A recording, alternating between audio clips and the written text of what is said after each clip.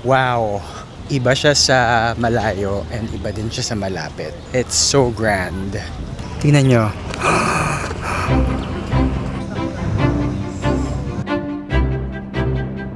We are going to the Statue of Liberty. Yay! I'm also so excited for my family because it's gonna be their first time to see the statue up close. My dad's friend has generously volunteered to bring us to, I guess, a temple. Do you see that? We heard that it's one of the newest tourist attractions here in New Jersey. Let's go.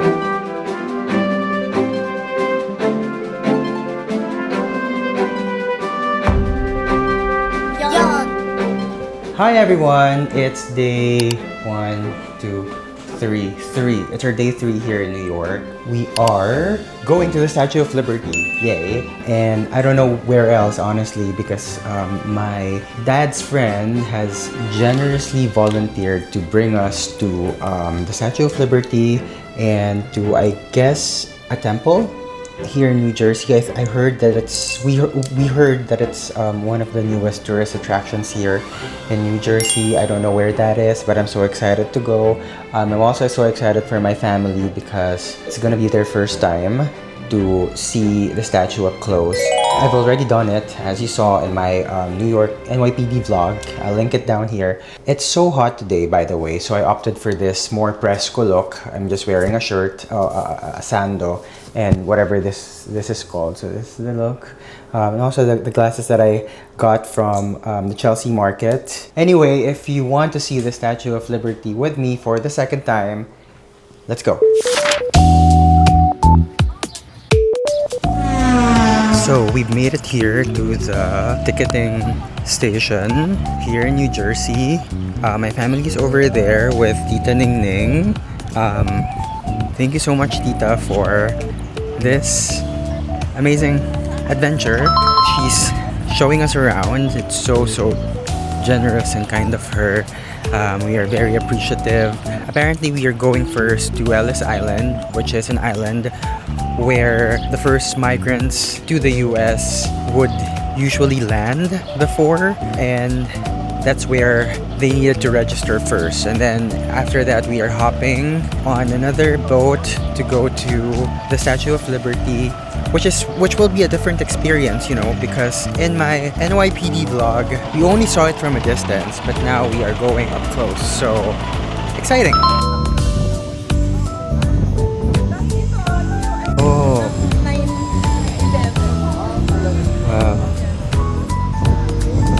Okay, apparently inscribed on these walls are the names of residents of New Jersey who died during the 9/11 terrorist attacks. We will also visit the 9/11 memorial in New York, so keep an eye out for that. But this is very affecting too. All the other have to like, what are you doing?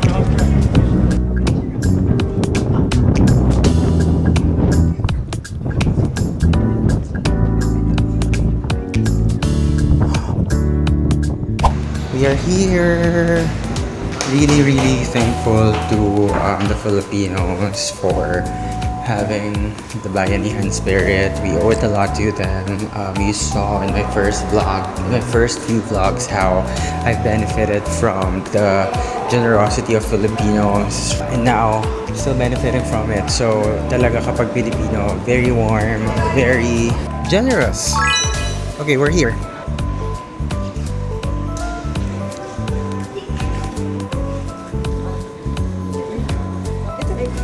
Thank you po. Thank you po.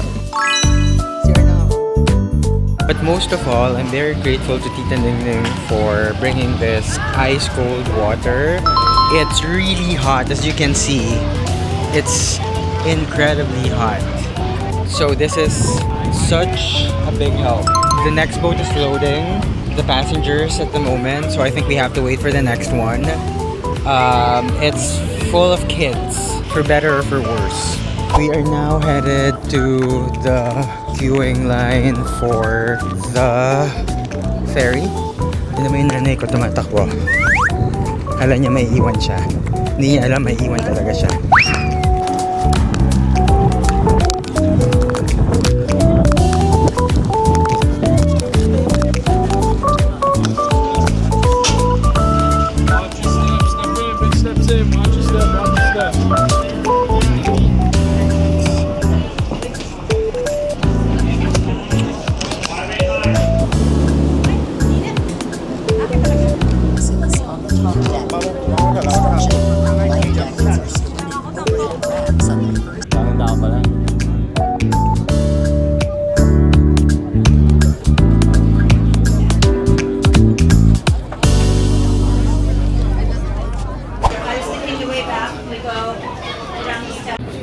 Stay on the boat, next stop is Liberty.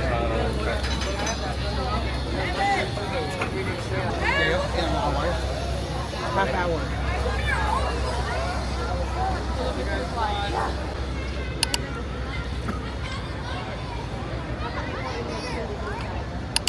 Hi, so we've made it to Ellis Island. I don't know if you can hear me, my mic is not working again. If anyone wants to sponsor my mic, please, please, please, I'm begging you. Anyway, we are here at Ellis Island. Apparently, the ferries run for every half an hour, and I think we're gonna spend half an hour here so we can catch the next ferry to the Statue of Liberty.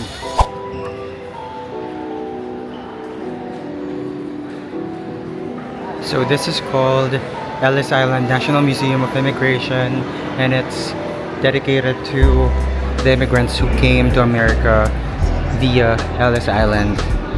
Their photos are on display here. Look at that.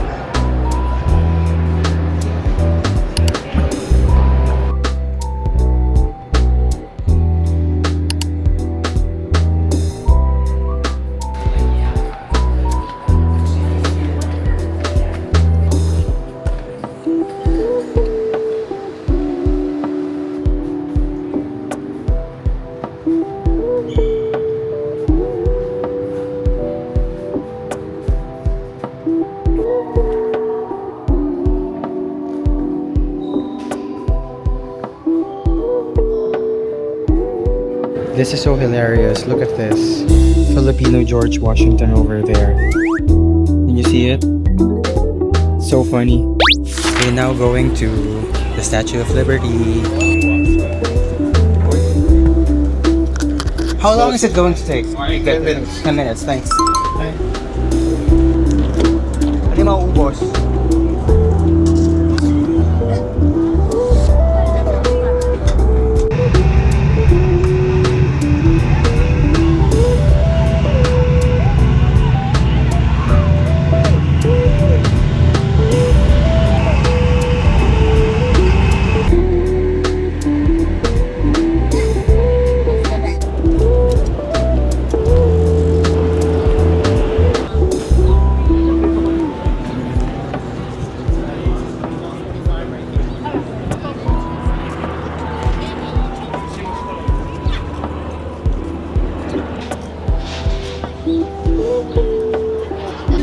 Wow. Wow. Iba siya sa malayo and iba din siya sa malapit. It's so grand. Oh, do you know that it used to be color brown because it's made of copper, but because it's constantly exposed to the sun, the brown just wore off and it has developed, I think they call it patina, yung green. I have to check, but I'm pretty sure I'm correct. Tingnan nyo. So amazing. Right now I think we'll try to get in. I don't know if the ticket that we paid or that Tita Ningning paid was inclusive of the entrance to the pedestal and crown. Ticket holders only. So I guess it is, right? Because we have our ticket. This is the ticket. Unfortunately, the ticket that we have cannot let us in, and I asked if we can still purchase tickets to get inside, but they told us that they're all sold out. But it's so beautiful, even from the outside. Also, I don't need to go inside because you all know that I'm scared of heights.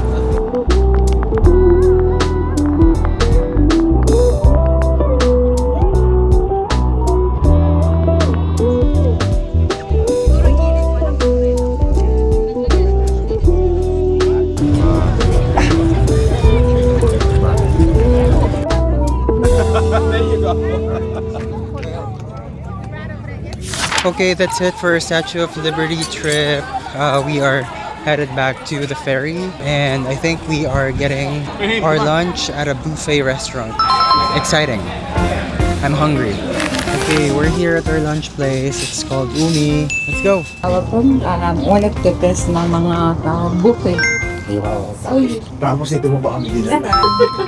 Mga outers, halo po sobrang ay super quality. Hindi naman anak ko. Kain ka na naman. Sushi. Parang worth naman talaga ang ano. Wow. It looks so legit. Let's go. Sure. Thank you po.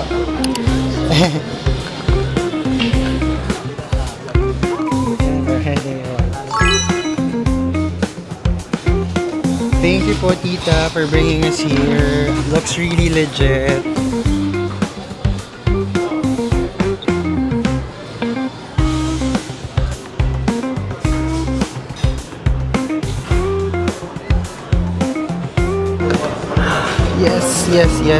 Yes.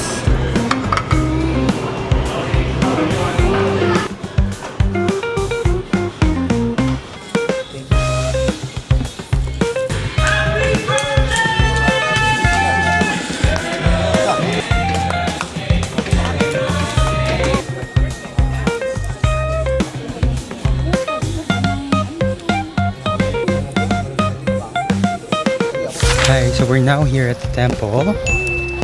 It's really big. Do you see that? Grabe.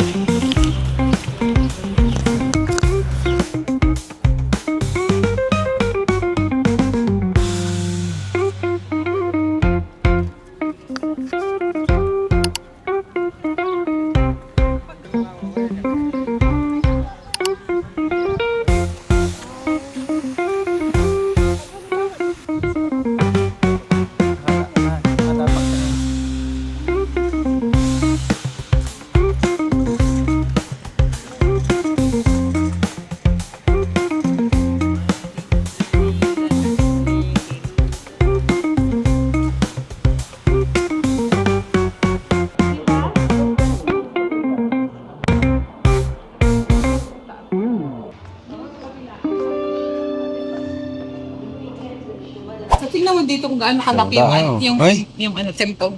Oh, yeah. Really?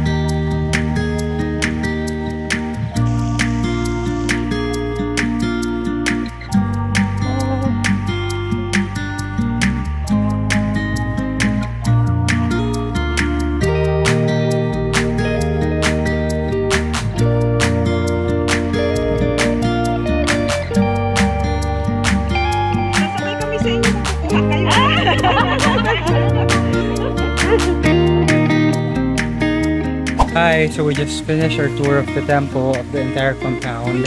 It's really beautiful. I was thinking of another word to describe it, but it's just everything was intricate. You could see that it was made with love and with care. So interesting to spend this afternoon to know about this religion, to know more about this religion. As you know, I have a lot of classmates at HKS who practice this religion, and I think of them as I walk through the temple. Anyway, it's now time to go to the Brooklyn Bridge, so let's go.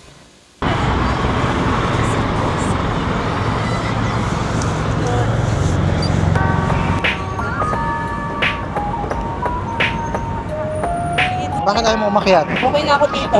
Nakakalula kaya.